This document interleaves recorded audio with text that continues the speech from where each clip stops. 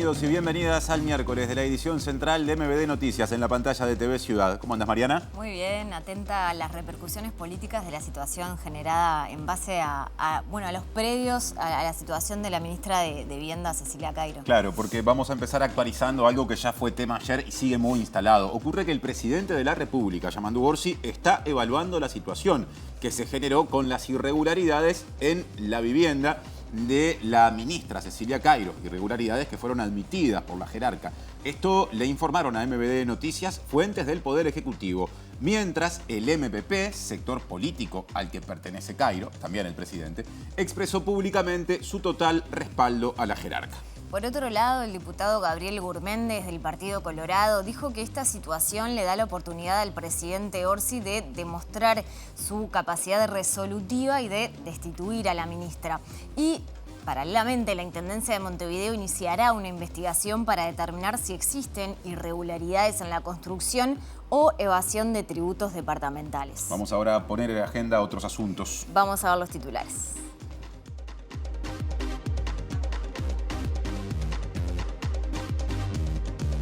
El abogado Juan Cereta manifestó su preocupación ante el proyecto de ley del senador colorado Pedro Bordaberry, que propone cambiar la legislación vigente sobre el acceso a los medicamentos de alto precio.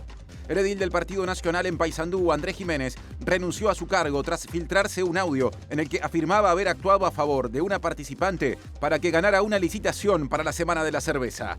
La empresa Paicueros despidió a 50 operarios y dio marcha atrás en un acuerdo alcanzado hace 5 días con el sindicato. La Unión de Trabajadores de Paicueros resolvió parar por 24 horas. El Ministerio del Interior dispuso una serie de modificaciones en la información consignada en los pasaportes comunes del país. Los cambios proporcionan mayor claridad sobre el vínculo jurídico entre la persona portadora y el Estado uruguayo. El Ejército informó mediante sus redes sociales el fallecimiento del cabo Julio César Álvarez Cáceres, quien formaba parte de la misión en la República Democrática del Congo. La presidenta de México, Claudia Sheinbaum, afirmó que su país no tendrá relaciones con Ecuador, mientras Daniel Noboa, reelecto el domingo, siga siendo presidente y además calificó de dudoso el triunfo. En su primer día de condena por lavado de activos vinculados al caso Odebrecht, el expresidente peruano, Ollanta Humala, fue alojado en la celda que ocupó su colega Alberto Fujimori. Gracias por acompañarnos. Recuerden que nos miran a través de la pantalla de TV Ciudad, pero también a través de sus dispositivos, por nuestro canal de YouTube y por tvciudad.uy. También nos pueden escuchar por la Uniradio 107.7 FM. Ahora vamos a dejar los estudios de TV Ciudad un momento para ver en qué andan nuestros compañeros en los móviles. Van a dar sus adelantos. Uno está vinculado a un replanteo de una discusión extensa ya de mucho tiempo atrás que llega al presente, vinculada a los medicamentos de alto precio. Con eso viene Martín Duarte, que aporta su titular. ¿Cómo te va, Martín? Bienvenido.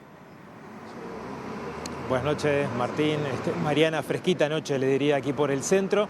Vamos a estar hablando en algunos minutos con Alicia Ferreira. Ella es adjunta de la ministra de Salud, Cristina Lustenberg, y también presidenta alterna del Fondo Nacional de Recursos, para ver los alcances de estas modificaciones que pretende llevar adelante el senador Pedro Bordaberry del articulado de la ley 18.211, que regula justamente los medicamentos y tratamientos de altos costos. Esto teniendo en cuenta el crecimiento también de los juicios de amparo que en el 2024 se situaron por encima de los 2.000. Vamos a estar analizando el contexto y cuál es la implicancia que tendría de aprobarse esta ley. Y del centro nos vamos al Prado. Aparece Abril Mederos. ¿Qué tal, Abril? Gracias, Martín. Buenas tardes para ustedes también. Sí, seguimos en la Semana Criolla aquí en la Rural del Prado, donde continúan múltiples actividades y, entre otras, una reivindicación que también tiene largo tiempo y que tiene que ver con las actividades en torno a las domas, a las jineteadas. Por eso se manifiesta la plataforma animalista, que está solicitando la anulación de estas actividades, y concretamente este año con la particularidad de una iniciativa legislativa a nivel departamental para prohibir estas actividades aquí en la capital, y para eso vamos a estar hablando con las integrantes de Plataforma Animalista en unos minutos. Otro adelanto, la subsecretaria del Interior, Gabriela Valverde, destacó que unas 10.000 personas se van a ver beneficiadas con una readecuación del pasaporte establecida recientemente, que fue celebrada además especialmente por personas nacidas en el extranjero que tienen la ciudadanía legal uruguaya. Es inmenso, inmenso, es el primer paso enorme. Estamos sumamente agradecidos realmente y nada, ahora sí somos casi uruguayos. Hicimos la readecuación del documento de viaje y pudimos darle la oportunidad a más de 10.000 personas que puedan viajar con un pasaporte, que no tengan temor de llegar a su país de destino, tanto su país de origen como el país que van a visitar, con el temor de que puedan ser retenidos, deportados, etcétera. La Intendencia de Montevideo iniciará una investigación acerca del padrón en el que está la casa de la ministra de Vivienda y Ordenamiento Territorial, Cecilia Cairo, quien horas atrás admitió que no lo había inscrito regularizado ante la Dirección Nacional de Registros. Sí, el intendente de Montevideo, Mauricio Zunino, dijo que por la información que se tiene hasta el momento, se trata de una irregularidad administrativa y no de un delito, y que esta investigación apunta a evaluar si existe justamente irregularidad en la construcción o evasión de tributos departamentales. Como intendencia, los sujetos contribuyentes son los inmuebles y no las personas, y en realidad, salvo que se establezca un procedimiento como un remate o un procedimiento judicial para obtener ese inmueble o para rematar un inmueble, no tenemos acceso a quiénes son efectivamente los titulares de esos inmuebles, y cuando lo hacemos a través de la Dirección Nacional de Registro. ¿Se trataría de una irregularidad o de un delito? No, a ver, todavía no puedo tener elementos para el caso. Si hay construcciones que no declararon, es una irregularidad de procedimiento, y después, en realidad, si existían construcciones que no tributaban, hay un esquema de evasión que es otra infracción. Lo que sí nos corresponde como intendencia es evaluar una situación, si existe irregularidad de construcción o si existe evasión, que es un poco lo que indagaremos en estos días. Pero es una cuestión de procedimiento, y si se detecta esto, se harán las intimaciones correspondientes para hacer la regularización. Zunino dijo que la evaluación política sobre lo actuado por Cairo la hará en organismos oficiales del Frente Amplio, que son los que deben resolver las acciones a tomar. Agregó que la Intendencia de Montevideo realiza anualmente unas 600 investigaciones por irregularidades de construcción y o evasión. El diputado del Partido Colorado, Gabriel Gurméndez, dijo que la situación que involucra a la ministra Cecilia Cairo constituye una oportunidad para que el presidente Yamandu Orsi demuestre la capacidad resolutiva de su gobierno. También dijo que su sector va a tomar el camino institucional, así lo definió, y que reclamará explicaciones en el Parlamento. Aquí hay una decisión muy importante de parte del presidente de la República. Hace 2 meses, más o menos, que se instaló el Parlamento ya, y muchos uruguayos aún nos preguntamos, bueno, ¿quién fija el rumbo de este gobierno? ¿Es el presidente de la República o es la barra del MPP? Y acá hay una ministra con faltas muy graves que dice que no renuncia, y la respaldan con una cantidad de argumentos y yo diría excusas inaceptables. Entonces, siento que el presidente de la República acá tiene una gran oportunidad de responderle a los uruguayos esa pregunta. Si la ministra de Vivienda no renuncia, yo creo que el presidente está muy claro lo que tiene que hacer y lo debe hacer. No se trata de una persona que no tenía los recursos para hacerlo. Es una persona que ha estado vinculada a la vivienda. Es una persona que ha estado cobrando el sueldo de parlamentaria, de diputada durante muchísimos años. Entonces, realmente no puedo aceptar las explicaciones que se dieron por parte de ella o por parte de Fernando Pereira. Más repercusiones. El candidato frente amplista a la Intendencia de Montevideo, Salvador Esqueloto, dijo que no hay que banalizar el error y la irregularidad cometida por la ministra Cairo, más allá del concepto que se tenga de la persona. En otro orden, Esqueloto recorrió la Criolla del Prado hoy y manifestó su posición contraria a la realización de jineteadas por el maltrato animal que suponen. El valor o no, o la validez que puedan tener las jineteadas, que en lo personal yo no estoy de acuerdo, no apruebo ningún tipo de maltrato animal y lo rechazo. Y bueno, creo que esto, la sociedad irá avanzando, irá tomando decisiones en una dirección cada vez más restrictiva para proteger el bienestar animal, que creo que es algo que forma parte de nuestra conciencia colectiva en la sociedad contemporánea. Usted ha ejercido cargos de gobierno tanto departamental como nacional. ¿Qué evaluación hace de esta situación de coyuntura de la ministra Cecilia Cairo y bueno, el no haber pagado tributos durante muchos años? Bueno, es una situación que merece algunos comentarios. El primero de todos es que yo estimo muchísimo y valoro a la compañera Cecilia Cairo, que es una persona con un compromiso de vida poco comparable con el de otros militantes incluso. En segundo lugar, creo que se puso en evidencia un error y una irregularidad que no se puede banalizar, que es importante y que afecta a digamos, la fuerza política y al gobierno en un momento que era innecesario que esto ocurriera y que, bueno, espero que se tome por parte de quien corresponda las medidas para corregirlo. Presenta Antel con su plan fibra entretenimiento estándar que incluye Disney+. Y volvemos al Prado, donde se está realizando una manifestación en contra de la realización de jineteadas. Allí está nuestra compañera Abril Mederos. Abril, te escuchamos. Gracias, Mariana. Sí, exacto. Toda la semana se han venido manifestando y concretamente tienen una propuesta a nivel del Poder Legislativo Departamental, la Junta Departamental de Montevideo, para establecer la prohibición de las jineteadas.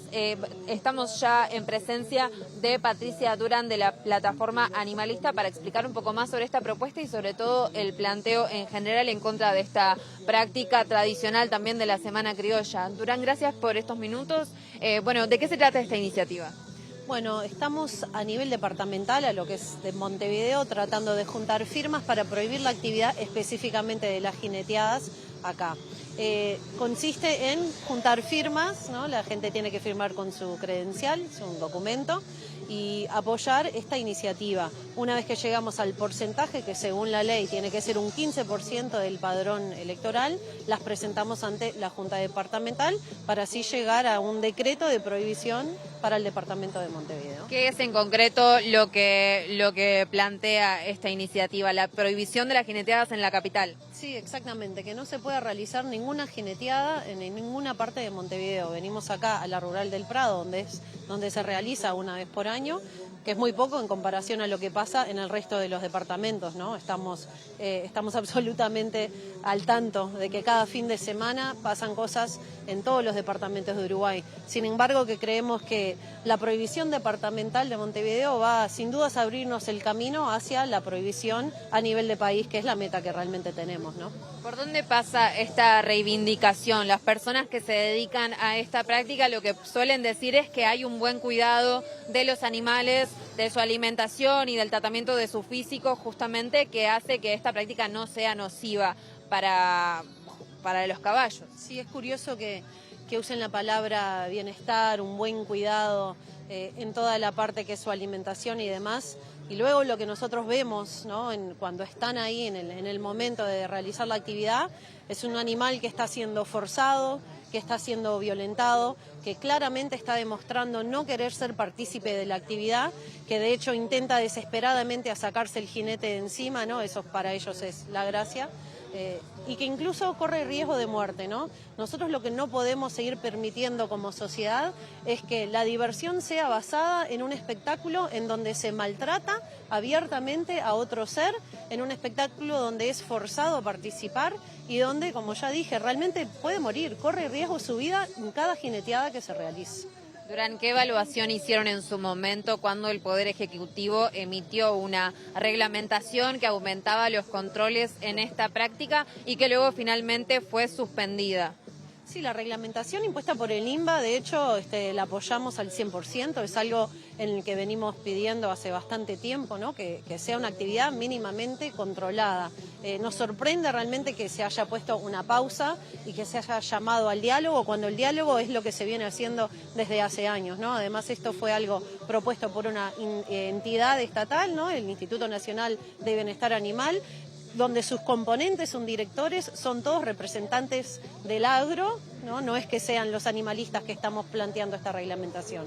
Es gente del otro lado que está planteando que para que la actividad pueda seguir adelante debe haber una reglamentación, y nosotros también apoyamos eso para el resto del país, porque bien acá lo que pasa en Montevideo es único, es algo muy cuidado, con muchos controles, con prensa, con veterinarios, pero sabemos bien que en el resto de los departamentos eso no se cumple, y de hecho inmediatamente se dejó ver cuando salió la reglamentación y tuvieron que suspender en varios lados, porque no tienen ni siquiera un veterinario en el lugar y ni siquiera un seguro para el jinete, porque también las personas están arriesgándose con esta actividad, ¿verdad? Muchas gracias, Patricia. Bueno, Patricia Durán de la plataforma animalista. Las personas que estén interesadas pueden acercarse a firmar en este stand, que también va a estar disponible el domingo al cierre de la Semana Criolla.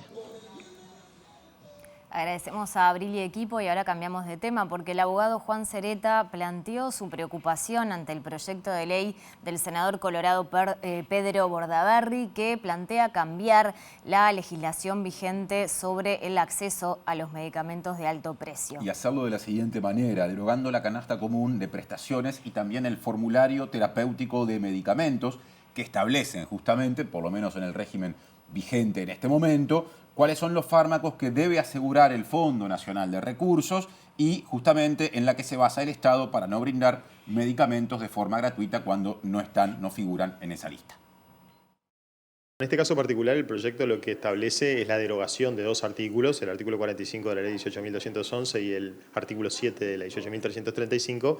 Uno es el que establece la canasta del PIAS y otro el que establece el formulario terapéutico de medicamentos, que es cierto, vienen siendo declarados inconstitucionales por la Suprema Corte de Justicia. El problema que yo le veo al proyecto es que el texto que actualmente tiene, o como fue enviado al Parlamento, simplemente deroga estos artículos, pero no sustituye de ninguna medida, de ninguna manera, mejor dicho, la previsión que estos artículos tenían. Por lo tanto, parece como un poco riesgoso simplemente derogar esos artículos y dejar sin contenido tanto el formulario como el PIAS, porque generaría una inseguridad para los usuarios respecto a qué cosas están cubiertas y qué cosas no están cubiertas. Con esto no quiero decir que no haya que modificar esos artículos teniendo en cuenta las observaciones de la Corte, pero a mi juicio deberían ser modificados con un texto sustitutivo que no deje en este escenario de incertidumbre, digamos, a los usuarios. Presenta Asociación de Funcionarios Portuarios. Hacete socio y accederás a beneficios exclusivos como colonia de vacaciones, préstamos, servicios de la salud, tienda online con precios exclusivos y mucho más. Y para ampliar el tema del acceso a los medicamentos de alto precio y las modificaciones que están propuestas, recibimos a Martín Duarte. ¿Cómo estás, Martín? Gracias, Mariana. Vamos a tener ahora la mirada del Ministerio de Salud Pública. Estamos con la doctora Alicia Ferreira. Ella trabaja como adjunta de la ministra Cristina Lustenberg y es presidenta alterna justamente del Fondo Nacional de Recursos, para tener una mirada acerca de las modificaciones que se pretenden realizar a la ley 18.211 por el senador Bordaberry. Bueno, doctora, gracias por recibirnos. ¿Qué mirada tiene a propósito de este proyecto que está presentado, que implica algunos incisos de articulado, teniendo en cuenta la inconstitucionalidad que ha fallado la justicia en torno a algunos amparos justamente de medicamentos? Sí, bueno, muchas gracias. La ministra Cristina Lustenberg todavía no ha tenido oportunidad de hablar con el senador Bordaberry para entender un poco, para conversar sobre este proyecto de ley, y para tratar de entender un poco, porque son dos incisos de dos artículos de dos leyes, la 18.211, que es la Ley de Creación del Sistema Nacional Integrado de Salud, y la Ley 18.335, que es la de derechos y deberes de los pacientes en el sistema. Y justamente estos dos incisos que está planteado derogar en el proyecto de ley son dos incisos que establecen o definen los derechos que tienen los pacientes en cuanto a recibir prestaciones, medicamentos, estudios, tratamientos, que en Uruguay lo que es el Plan Integral de Atención a la Salud, y el formulario terapéutico de medicamentos. Es decir, esos dos incisos lo que dicen es que el paciente tiene derecho a recibir y a su vez que el Estado, los prestadores, tienen la obligación de brindar a los pacientes ese plan, que además es una recomendación de la Organización Mundial de la Salud. O sea, la Organización Mundial de la Salud recomienda que los países que tienen cobertura universal tengan un listado explícito, tengan un grupo explícito de prestaciones y medicamentos a los que la ciudadanía, los pacientes tienen derecho a recibir. Lo que ha pasado, y por eso el senador manifiesta eso, lo que ha pasado es que en las defensas de los amparos, los abogados del Ministerio y también del Fondo, lo que han planteado es que en esos artículos el legislador dice que son esas las prestaciones que tiene la obligación de brindar y como que queda que no debería brindar nada más que eso. Entonces, los abogados de la defensa han planteado que esos dos incisos son inconstitucionales, han elevado los casos a la Suprema Corte, pero en cada caso la Corte, creo que en la totalidad, pero no sé si no hubo algún caso que no se declaró inconstitucional, o sea que son algunos casos que la defensa expresa, es decir, solicita ante la Suprema Corte la inconstitucionalidad de estos artículos. Pero en realidad, cuando se trate el proyecto de ley, el Ministerio de Salud irá, la ministra Cristina Lusttenberg va a comparecer ante la Comisión de Salud y bueno, y ahí se va a conversar un poco cuál es el objetivo en realidad de eliminar estos dos incisos. Usted me decía fuera del aire, teniendo en cuenta lo que señalábamos, el crecimiento de juicios de amparo que ha venido teniendo nuestro país. El año pasado superaron los 2.000.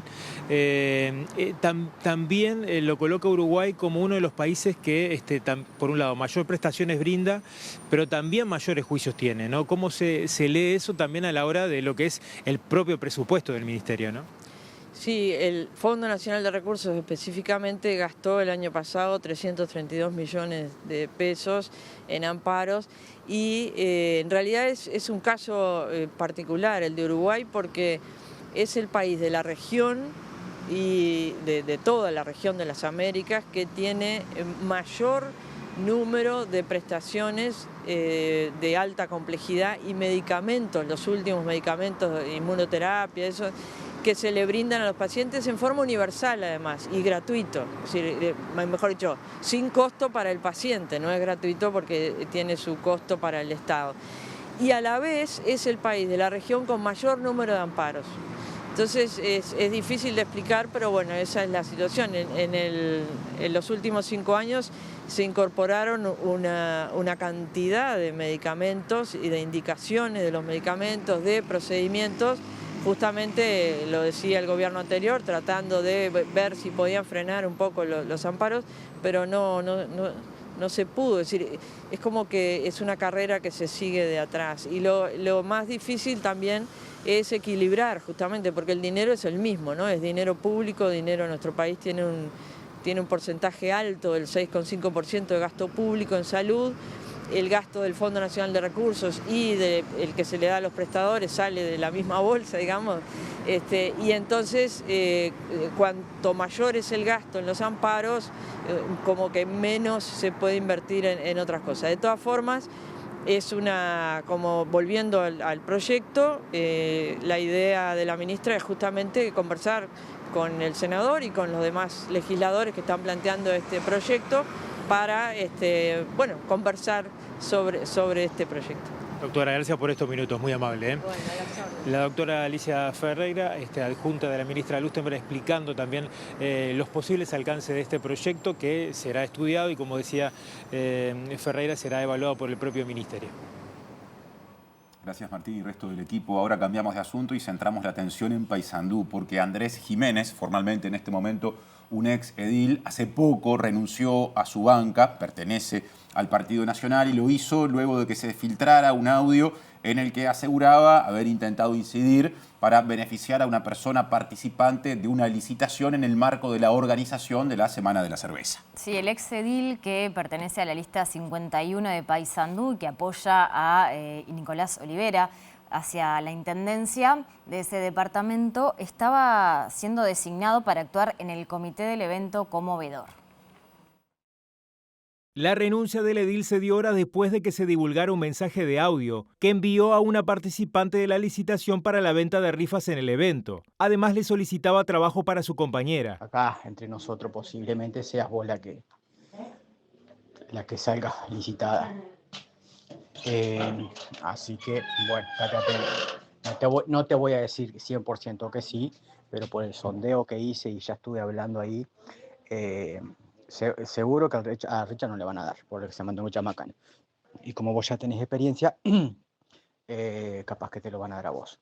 Yo lo que sí quería hablar con vos era, porque sabes que mi señora que está sin laburo andaba buscando algo, alguna changa. Y si vos tenés un lugar para ella, en el caso de que salgas, agéndatela, por favor, te voy a pedir, porque viste que ella anda buscando para hacer algo, si es que podés. Te agradezco. Y bueno, y ya te digo, yo ya metí mi dedo ahí adentro a favor tuyo. Vamos a esperar a ver el martes qué pasa.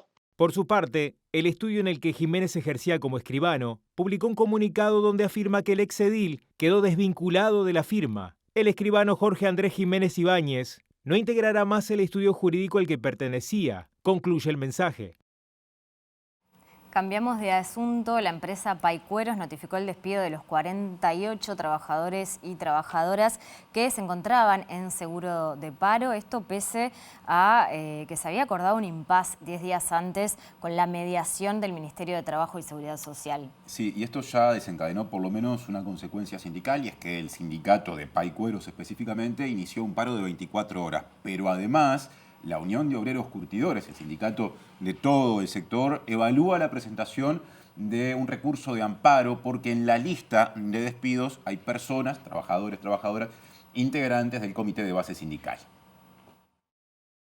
El despido fue notificado en el marco de una instancia de negociación que se había generado en el ámbito de la Dirección del Trabajo. Allí se había planteado un impasse de 10 días para negociar alternativas para el grupo de 48 trabajadores. Hoy en la mañana le comunicaron a los trabajadores, cuando fueron a pedir turno para entrar a trabajar, de que estaban despedidos. Esa es lo que pasó. Paicuero al principio dijo que sí a un acuerdo, que era una propuesta del ministerio, y en 2 días destruyó la posibilidad de llegar a acuerdo porque cambió rotundamente su postura, ¿no? Hicimos una asamblea hoy de mañana frente a las puertas de la fábrica y ahí se definió un paro.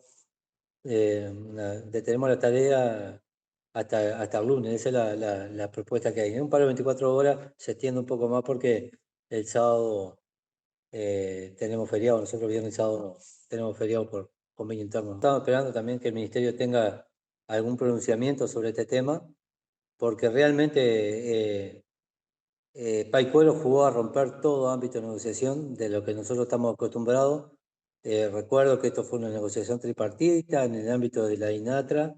Nosotros tenemos por tradición en la negociación tripartita negociar todo lo posible, aunque a veces no lleguemos a acuerdos, pero bueno, este es un caso, un ejemplo claro. Estuvimos 7 meses negociando para evitar los despidos y Paicuero un viernes dice que sí en un acuerdo y al lunes lo rompe de manera unilateral. El Ejército informó mediante sus redes sociales el fallecimiento del cabo Julio César Álvarez Cáceres, quien formaba parte de la misión uruguaya en la República Democrática del Congo.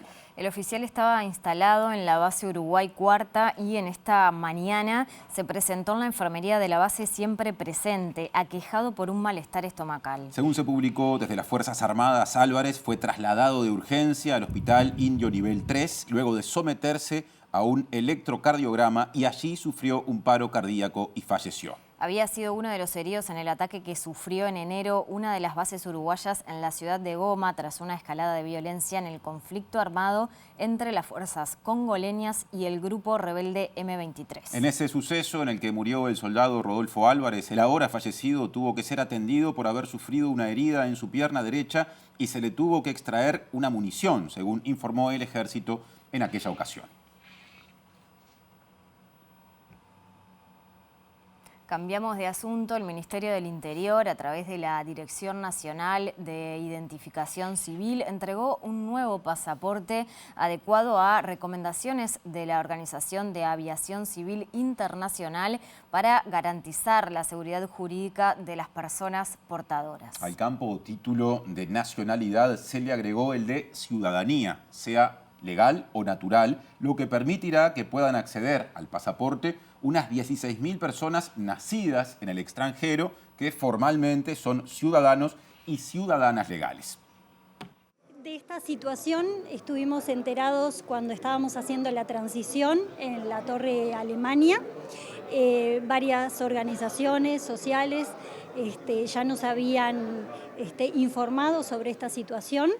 Evidentemente, antes de asumir no podíamos hacer nada, pero en los primeros días de trabajo, entre tantas reuniones que hemos tenido por diversos temas, nos reunimos con representantes de Somos Todos Uruguayos, desde el Ministerio, también acompañados con las autoridades de la Dirección Nacional de Identificación Civil y de la Dirección Nacional de Inmigración, para conocer exactamente cuál era la situación.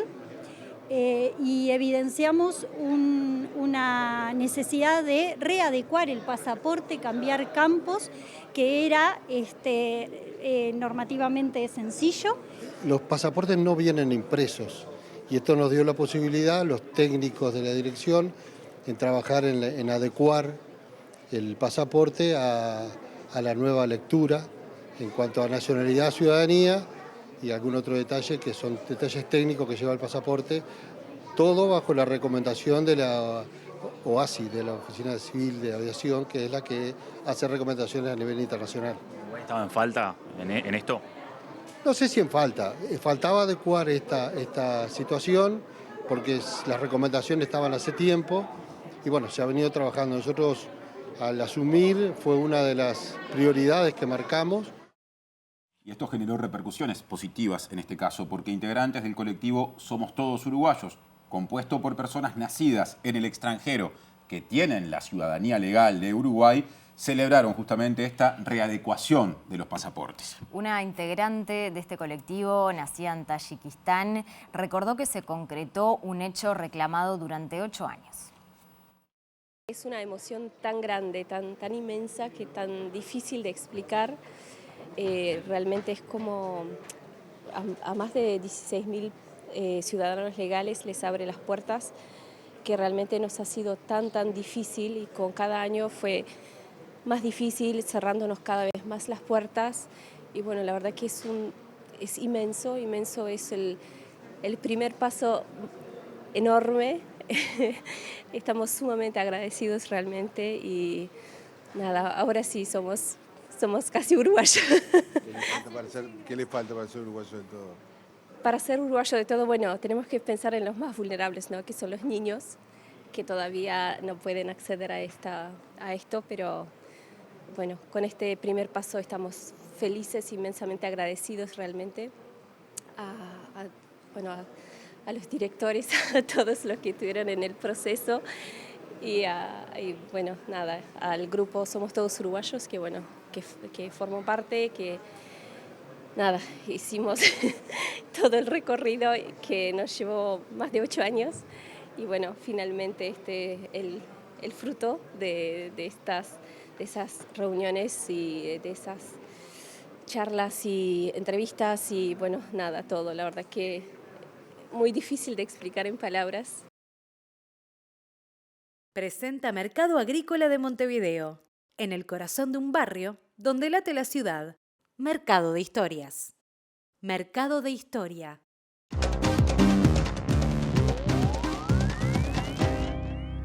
¿Qué tal? Buenas tardes. Abrimos el capítulo internacional y más allá de que están pasando cosas en todo el mundo, nos vamos a detener un poco en la región. Esto que estamos viendo aquí a mi espalda tiene que ver justamente con otra jornada de protesta por parte de los jubilados en Buenos Aires, en los alrededores del Congreso, donde de nuevo volvieron a darse situaciones de violencia, sobre todo a partir de la aplicación de la ley antipiquetes que puso en consideración del Congreso en su momento y fue aprobada la ministra de Seguridad, Patricia Bullrich. Hoy volvieron a repetirse incidentes, hubo algunos jubilados heridos, hubo allí enfrentamientos con la policía en la zona del Congreso, tal como viene ocurriendo con mayor o menor gravedad cada miércoles cuando los jubilados se manifiestan por la situación que atraviesan desde el punto de vista económico y social, y esto ha sido reconocido incluso por el propio gobierno argentino, de que los jubilados son quienes están pagando los platos rotos de todo este ajuste que exhibe el gobierno con mucho optimismo a partir del préstamo del Fondo Monetario Internacional y también de la liberación del cepo cambiario, que todavía anda allí tratando de establecerse definitivamente desde el punto de vista económico, y de allí también las oscilaciones que hoy tiene la economía argentina. Ahora nos vamos a otro tema, tiene que ver con la elección del nuevo presidente ecuatoriano, que en realidad fue reelecto. Estamos hablando de Daniel Noboa, denuncias de fraude de por medio. Algunos observadores de la OEA entienden que hubo algunas pequeñas irregularidades, pero que para nada afectaban el triunfo de Noboa por el porcentaje altísimo de votos que tuvo, más allá de que desde el sector Revolución Ciudadana se siguen denunciando distintas situaciones que se dieron el pasado domingo. La presidenta de México, Claudia Sheinbaum, dijo que su país no va a retomar las relaciones con Ecuador, y esto viene desde el año pasado, cuando el entonces presidente Andrés Manuel López Obrador decidió cortarlas luego de que la policía ecuatoriana ingresara en forma violenta y absolutamente violatoria de las normas internacionales a la Embajada de México en Quito para secuestrar literalmente al ex vicepresidente ecuatoriano Jorge Glass, ex vicepresidente de Rafael Correa. Esto se dio en medio de un hecho absolutamente violento, donde incluso algunos funcionarios de la Embajada mexicana fueron golpeados por los policías ecuatorianos. No tenemos relaciones con Ecuador ni vamos a seguir teniendo relaciones con ese país mientras Noboa ejerza el cargo de presidente, manifestó Claudia Sheinbaum durante su conferencia de prensa matutina, recordando que Noboa fue el responsable de la invasión a la Embajada de México en Quito ocurrida en 2024, cuando la Fuerza Pública de Ecuador ingresó a la sede diplomática para detener al ex vicepresidente Jorge Glass, quien se encontraba refugiado en el lugar. Apenas ocurrido el asalto a la Embajada de México reconocido por el propio mandatario ecuatoriano, el entonces presidente Andrés Manuel López Obrador rompió relaciones diplomáticas con Ecuador y llevó el caso a la Corte Internacional de Justicia. Durante su conferencia, Sheinbaum agregó además que el triunfo del actual mandatario en el balotaje del pasado domingo fue dudoso e hizo mención del informe preliminar de la OEA, que aunque reconoce el triunfo de Noboa, manifiesta una serie de preocupaciones por algunas acciones que dejaron ver que los comicios no fueron justos. En su texto preliminar publicado el martes, la misión de observación electoral de la Organización de Estados Americanos manifestó que observó con preocupación que el proceso electoral estuvo marcado por condiciones de inequidad durante la campaña, así como por indicios sobre el uso indebido de recursos públicos y del aparato estatal con fines proselitistas.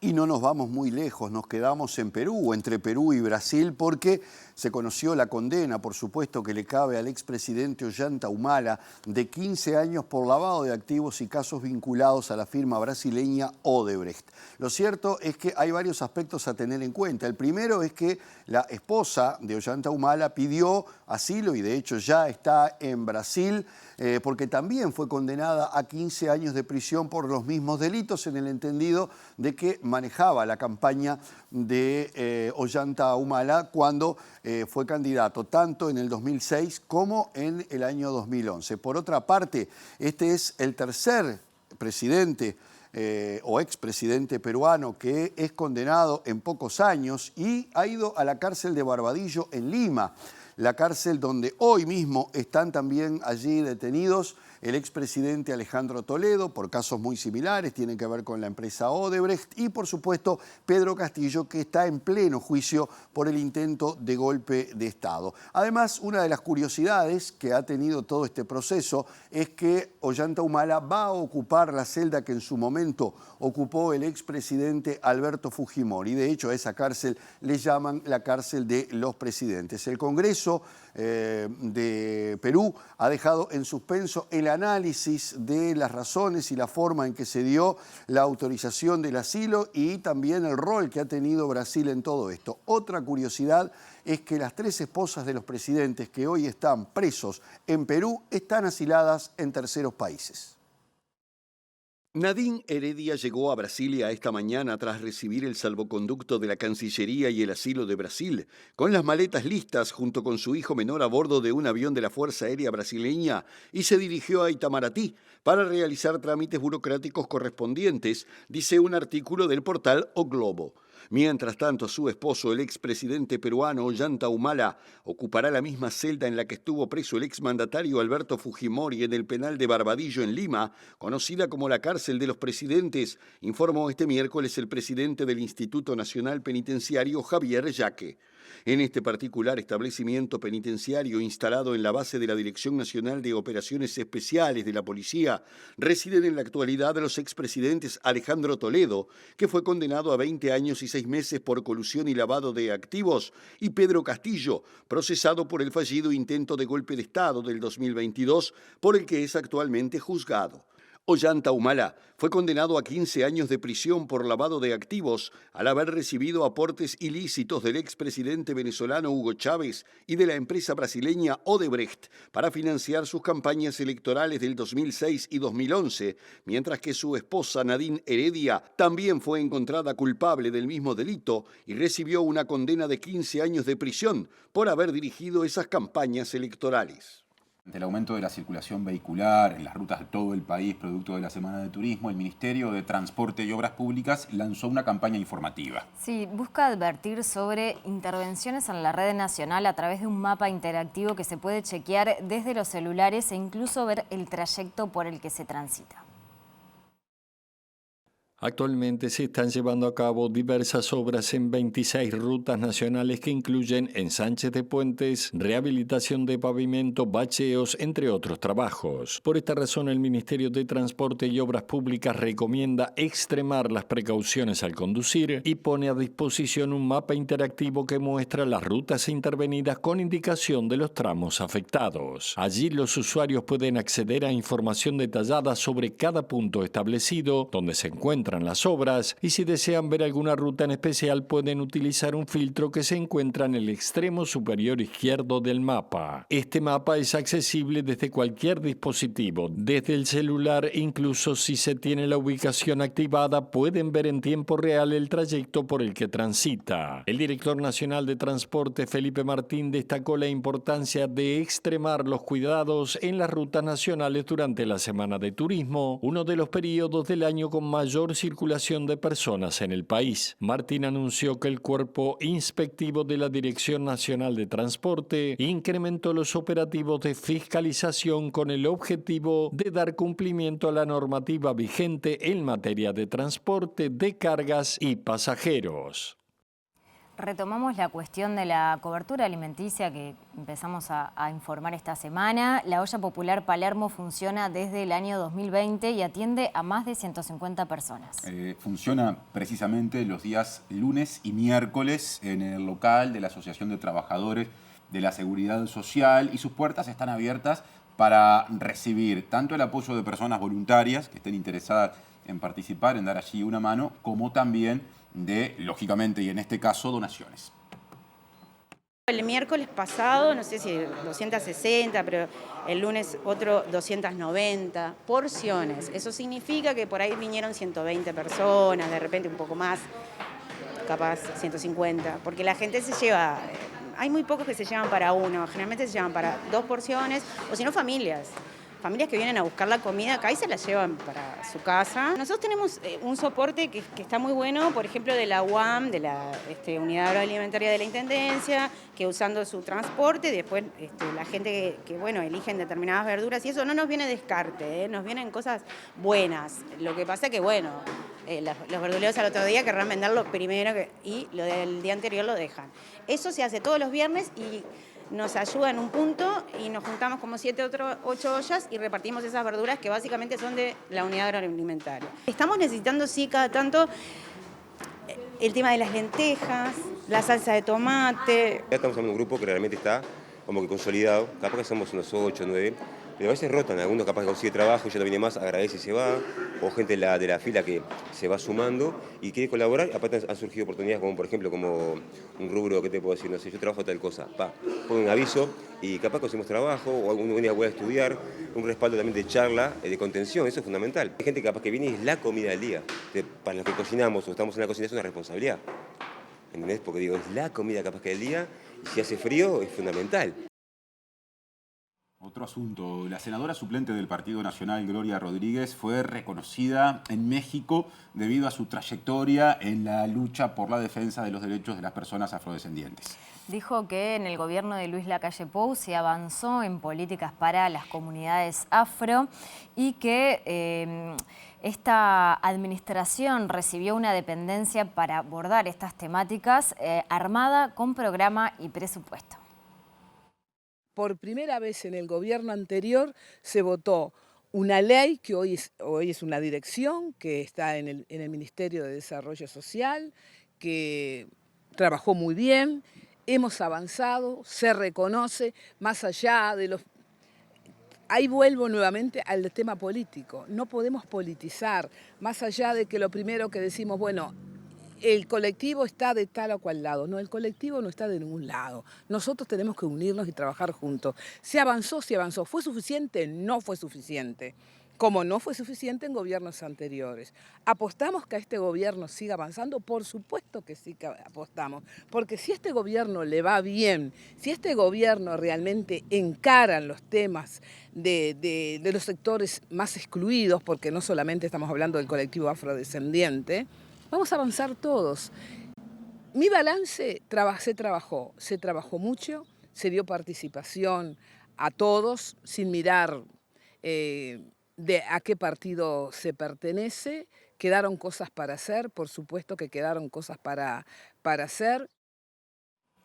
Abordamos la agenda departamental porque la Unión de Vecinos de Ferias y Periferias de Montevideo comparte la propuesta promovida por la candidata colorada de la coalición republicana a la Intendencia, Virginia Cáceres, de rotar las ferias vecinales cada 5 años, ya que el 75% de ellas hace 20 años que no cambia de ubicación. Y precisamente por ese motivo, el grupo vecinal mencionado recién por Mariana le enviará a todos los candidatos y las candidatas a la Intendencia de Montevideo de los distintos partidos un plan de rotación de ferias para comenzar a trabajar con quien gane la elección una vez se empiece a preparar el próximo periodo. En Montevideo hay unas 153 ferias de frutas y verduras y el 75% de esas ferias están fuera de plazo. Y casi la mitad de las ferias están con más de 20 años en el mismo lugar. Incluso si nosotros vemos los municipios del norte, el A, el G, el F, el D, allí los plazos de estadía trepan en promedio a los 25 años en el mismo lugar. El 92% de las ferias de esos lugares exceden el plazo mínimo de estadía y 3/4 partes de esas ferias hace más de 20 años que están. Eso es una desatención absoluta a todos los reclamos de cambio de lugar que hemos hecho con los vecinos. Entonces lo que nosotros pedimos es que de una vez por todas se limite la cantidad de años y que se comience a trabajar, se genere un plan de rotación de ferias que a nuestro criterio debe de ser descentralizado. Cada municipio debe de presentar un plan de rotación para rotar su quincena o 17, 20 ferias que tiene. Eso le da 4 o 5 ferias por año. No es un imposible, tiene que haber la voluntad política de hacerlo. Y que los... Arguindegui señaló que el aumento de las periferias se toma como excusa para no realizar las rotaciones. Por este motivo reclamó mayor fiscalización para mejorar la convivencia con los vecinos. Contó que las ferias como la de La Teja y el Cerro superan los 40 años de estadía. ¿Cómo seguirá el tiempo? Por lo menos en Montevideo y el área metropolitana, de la mitad hacia adelante en esta semana de turismo. Inumet pronostica para mañana jueves, en la mañana cielo nuboso y cubierto, baja probabilidad de lluvias escasas, neblinas y bancos de niebla. Para la tarde-noche, cielo nuboso y cubierto y precipitaciones específicamente en la noche. En lo que respecta a las temperaturas extremas, pronostica una máxima de 22 grados y una mínima de 10 grados. Y ahora pasamos al pronóstico para este viernes de Semana de Turismo. Viernes 18 de abril en Montevideo y cercanías. Por la mañana, cielo cubierto a nuboso. Además, precipitaciones y probables tormentas, neblinas y bancos de niebla. Y por la tarde y la noche, claro y algo nuboso con periodos de nuboso. Baja probabilidad de precipitaciones que en caso de presentarse serán escasas. Temperaturas extremas pronosticadas para este viernes, mínima 12 grados, máxima 21. Y ahora sí, llegamos al final de MBD Noticias, pero la programación sigue en TV Ciudad, así que quédense por aquí. Claro, porque ya viene el lado B y pegadito MBD Noticias en síntesis. Así que hechas las invitaciones. Hasta mañana, que pasen bien. Chau, chau.